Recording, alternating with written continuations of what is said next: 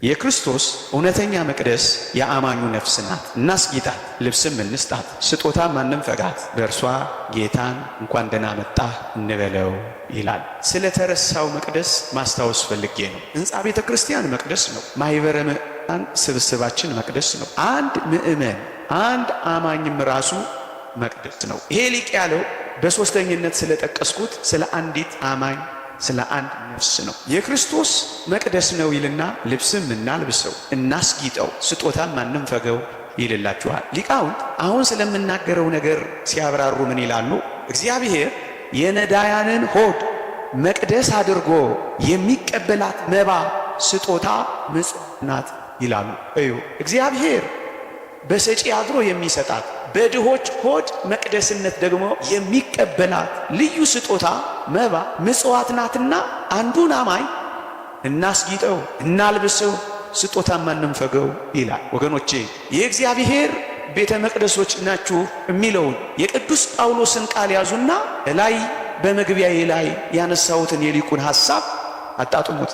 ይኸውም በነባቢት ቤተ መቅደስ በድሆች ሆድ ውስጥ ለእግዚአብሔር የምትቀርብ ተቀባይነት ያላት ቁርባንማ የክርስቲያኖች ምጽዋት ናታ። እንደ ስጦታ የሚቀበላት በሚናገር መቅደስ በአማኝ ነፍስ ሆድ ውስጥ ሆኖ የሚያሸታት መልካሟ ቁርባን ምጽዋት ናት ይላሉ አባቶቻችን። ወገኖቼ እጅግ ደስ ስለሚለው ስራችን ጥቂት ልመስክር። እግዚአብሔር ይመስገን። በዚህ ዘመን ያረጀ ቤተ መቅደስ እያደስን ነው። እግዚአብሔር ይመስገን። በዚህ ዘመን እግዚአብሔር ይመስገን የፈረሰ መቅደስ እየሰራን ነው። እግዚአብሔር ይመስገን። በዚህ ዘመን ባለፉት ጥቂት ዓመታት እንደምታስታውሱት በጅጅጋ እንኳን 5 በአላውያን በአረማውያን የተቃጠሉ መቅደሶቻችንን በአንድ ዓመት ውስጥ ሰርተናል።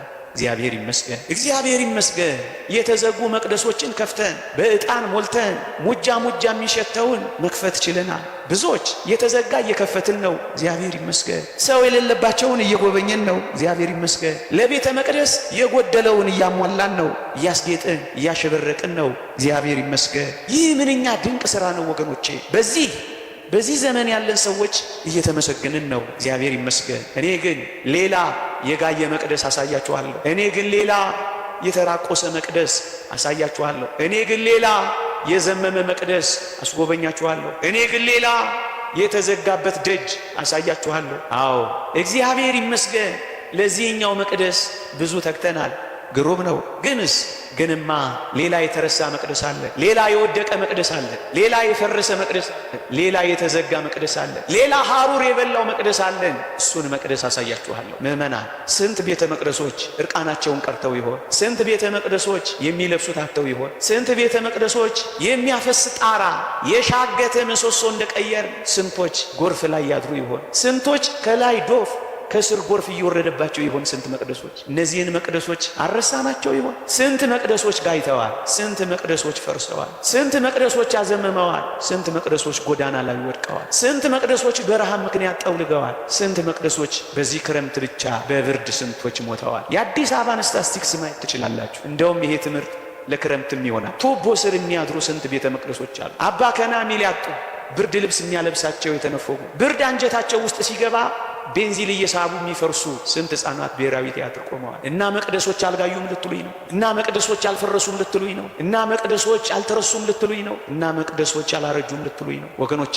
ስለዚህኛው ቤተ መቅደስ ማሰባችን አያስወቅሰንም። ያን መቅደስ ግን መርሳታችን ያስወቅሰናልና ነው የተረሳው ቤተ መቅደስ ያልኳቸው። እዩ በቅዱስ ዮሐንስ አፈወርቅ ዘመን ድሃ ወገናቸውን እየረሱ ከእግዚአብሔር ዋጋ የሚያገኙ እየመሰላቸው ቤተ ክርስቲያንን የወርቅና የብር ማከማቻ አድርገዋት ባየ ጊዜ ሊቁ ቅዱስ ዮሐንስ አፈወርቅ ተበሳጭ፣ መንፈሱም ተናደደበት እና ምን አለመሰላችሁ? የእሱን ቃል በቃል ነው ማነብላችሁ። ቁም ነገሩ ድሃ ወገናቸውን ረስተውታል። የእግዚአብሔርን ቤተ መቅደስ ግን በወርቅና በብር መከማቻ አድርገውት ሊበላሽ ደርሶ አይቶታል እና ምን አላቸው መሰላችሁ? እንዲህ አለ፣ ድሃ ወገንህ በረሃብ እየማቀቀ አንተ የጌታ ቤዛ በወርቅና በብር ዕቃዎች ብትሞላው ጥቅምህ ምንድነው?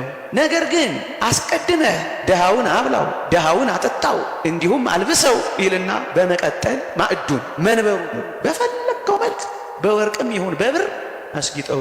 መጀመሪያስ እዚያ ጋር የወደቀው፣ መጀመሪያስ እዚያ ጋር የተራበው፣ መጀመሪያስ እዚያ ጋር የተራቆተው እሱን መጀመሪያ። ከዛስ ከፈለክ በወርቅ ከፈለክ በብር ከፈለክ በእንቁ ከፈለክ በኢያስጲድ በፈለከው አስጊጠው አለ። መጀመሪያ ግን ያኛውን መቅደስ አትርሰው።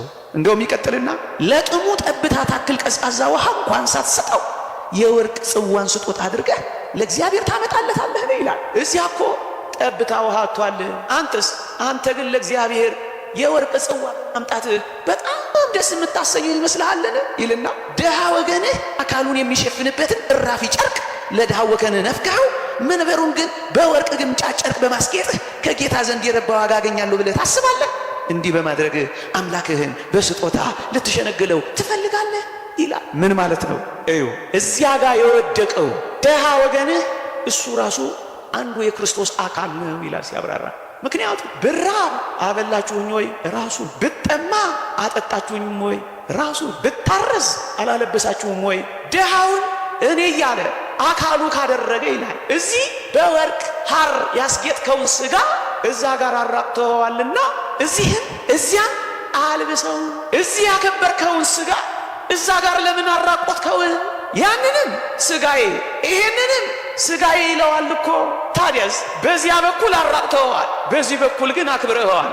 እግዚአብሔር በዚህ ደስ የሚሰኝ ይመስልሃል ብሎ ነው የሚወቅሳቸው። የተወደዳችሁ ኦርቶዶክሳውያን አስቀድመህ ድሃ ወገንህን አስበው፣ መግበው፣ አልብሰው፣ ከዚያም ሥጋውንና ደሙን ባህር ጨርቅ አክብረው። በዚያ ያከበርከውን በዚያ ታራቁተው። ይህን ሥጋዬ እንዳለው ያንን ደግሞ አካሌ ብሎታልና ይለዋል። የተወደዳችሁ ኦርቶዶክሳውያን አያችሁ፣ የተረሳውንም መቅደስ አስታውሰው፣ ይሄንንም ደግሞ አክብረው። ያንን ዘንጠው ይሄን ብቻ ብታደርገው አምላክህ ደስ የሚሰኝብህ አይምሰልህ፣ ወይም በስጦታ ልትሸነግለው አትፈልግ ነው የሚለው። ይሄንን እያከበርክ ያኛውንም አትርሳው፣ ያኛውን ሳትረሳ ይሄንንም አክብረው። ኦርቶዶክሳውያን እስኪ የምር እንነጋገር። እንደ ክርስቲያን እንደ ኦርቶዶክሳውያን ድግሶቻችን፣ ሰርጎቻችን፣ በዓላቶቻችን፣ የቤተ ክርስቲያን ድግሶቻችን እንኳን ሳንቀር እስኪ እንነጋገር። የምንጠራቸው ሰዎች፣ የምንሰጣቸው የፊት ወንበሮች፣ ከተዘጋጀው ማዕድ እፍታውን ከላይ የምናወጣላቸው እነማን ናቸው ወገኖች? እስኪ የምር እንነጋገር። እርግጠኛ ነኝ ክርስቶስ ማግኘት እፈልጋለሁ፣ ለክርስቶስም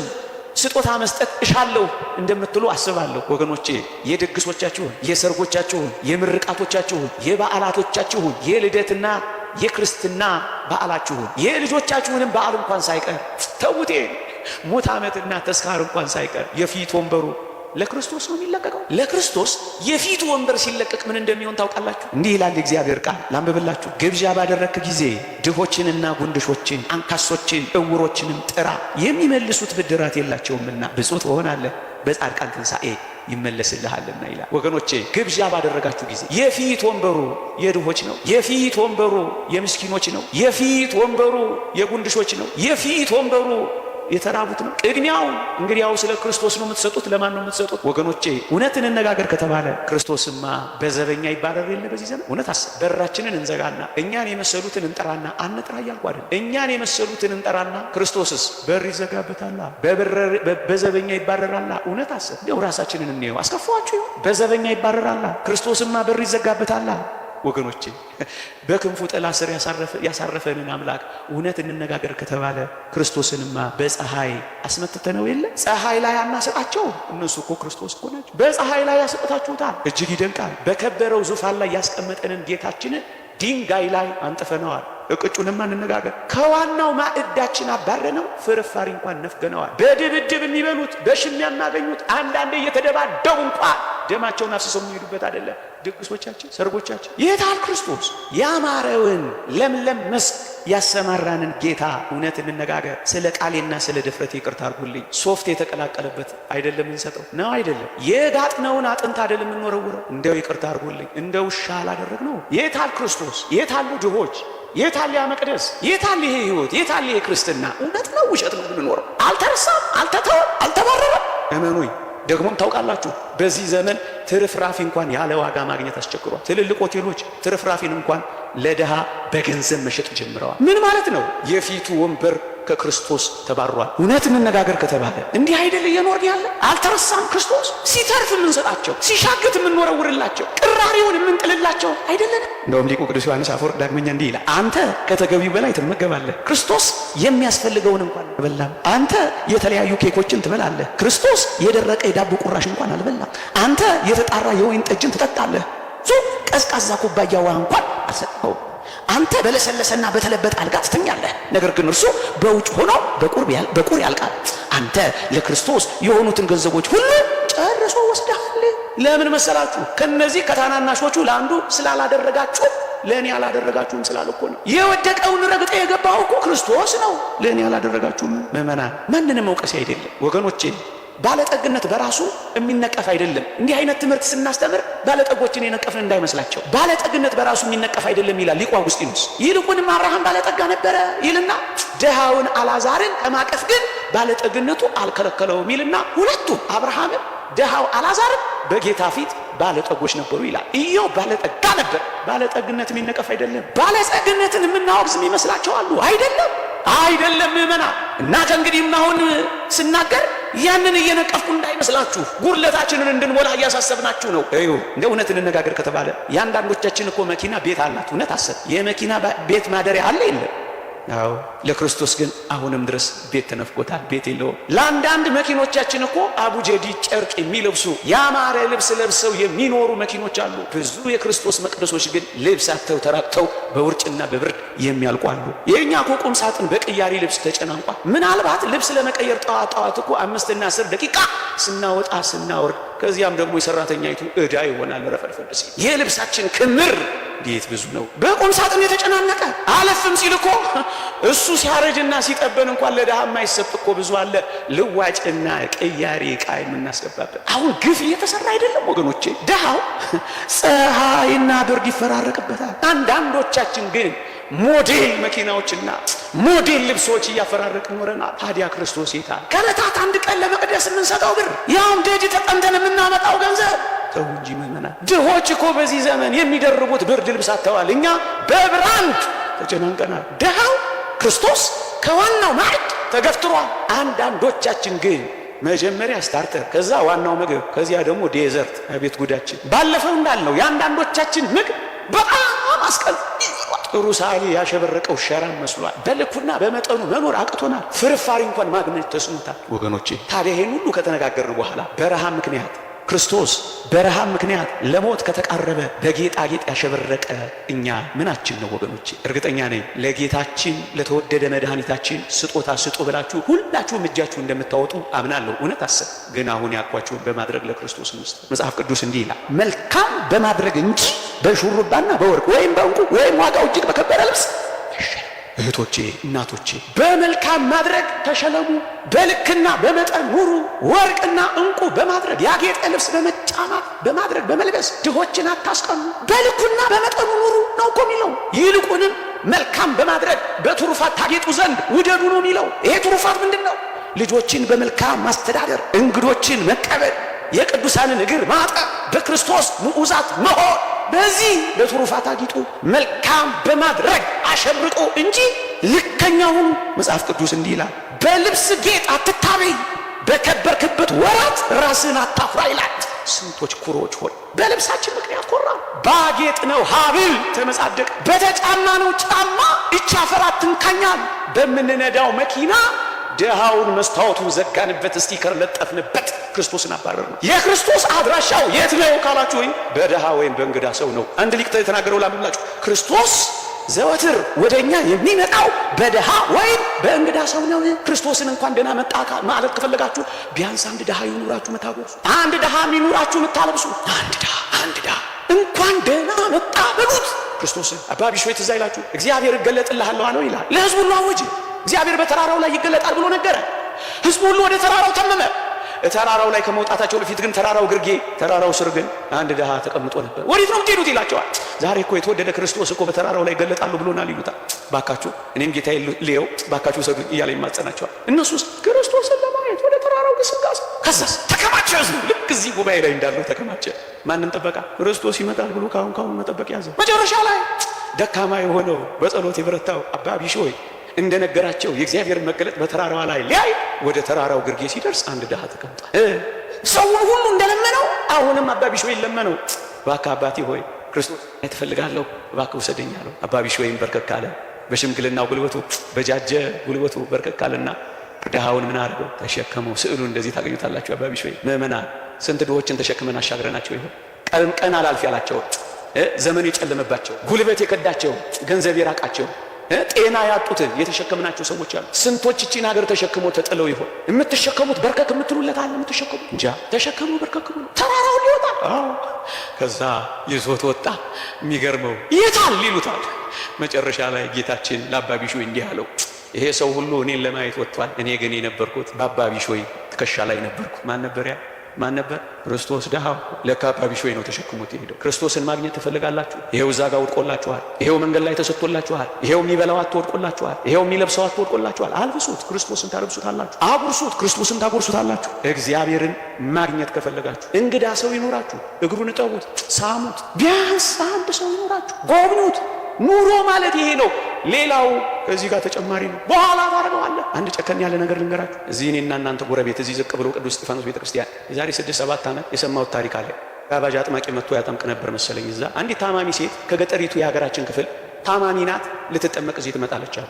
3 ህፃናት አሏት። አንዱ የሚጠባ ነው። ታማ መጣች። እየተጠመቀች እዛ ማረፊያ አጣች።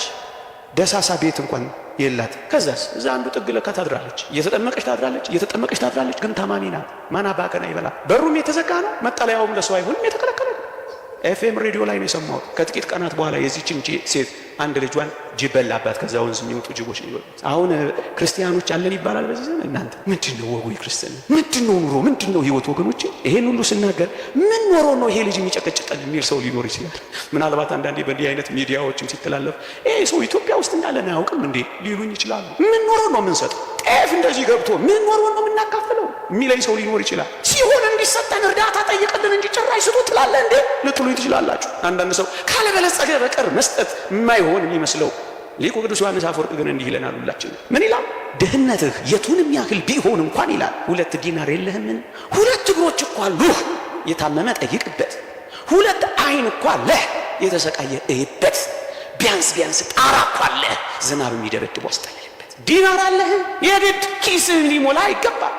የግድ ቤትህ የሞላ ንብረት ሊኖር አይገባም። ከጾም ጋራ ይህንን እናድርጋ። ሀብት የሚባለው በኪስ የሞላው ቦርሳ ያጨቀው ጎተራ የከተተው አካውንት የተቀመጠው ብቻ አይደለም። ከዚያም የሚበልጥ ሀብት እኔ እናንተ ውስጥ አለ። አይና ስንቶች ይጽናናሉ። ፍቅር ብቻ የሚፈልጉ ስንቶች አሉ። አናታቸውን አሸት የሚያደርግላቸው የሚፈልጉ ስንቶች አሉ። እናንተ ማህበራት ጉባኤ ታዘጋጃላችሁ። እሰይ ጥሩ ነው። ስወርድ ስለማፍር ላልነግራችሁ እችላለሁ። ጉባኤ ማድመቅ ብቻ አይደለም። በር የተዘጋባቸው ተባያቸውን የሚያራግፍላቸው ቤታቸውን የሚያጸዳላቸው የሚፈልጉ አሉ። አባከና የሌላቸው አጽድቶ የሚያቆርባቸው የሚፈልጉ አሉ። ጉዞ ብቻ ነው እንዲህ አብዛኞቻችን የምናደርገው። የነፍስ ምግብ ብቻ እኮ አይደለም። እዛም የተዘጋባቸው አሉ። ሰፈር ውስጥ ሰብሰብ በሉና እንዲህ አይነት ስራ እንስራ። የተራባ ይኑራ። የቁርሳችንን እናጉርሰዋ።